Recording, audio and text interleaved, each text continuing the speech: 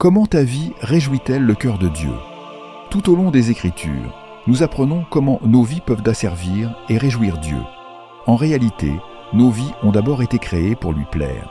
Puisque nous avons reçu une nouvelle vie en Christ et que nous avons fait l'expérience de la grâce de Dieu, notre désir devrait être de lui plaire.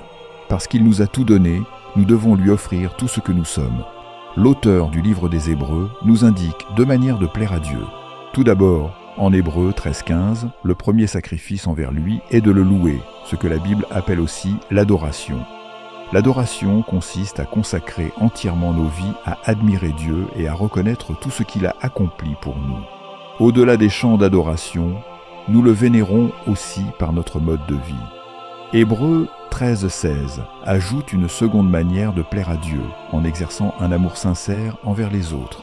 En aimant ainsi, nous sommes l'image de l'amour que Dieu manifeste envers eux.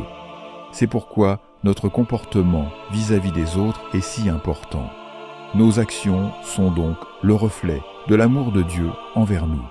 Par conséquent, puisque Dieu nous a aimés, à nous d'en faire de même autour de nous. Nous honorons Dieu à travers deux actions, notre adoration envers lui et notre amour pour notre prochain. C'est semblable à ce que Jésus souligne dans Matthieu 22-36-40 en présentant le plus grand commandement. Aimer Dieu et aimer son prochain.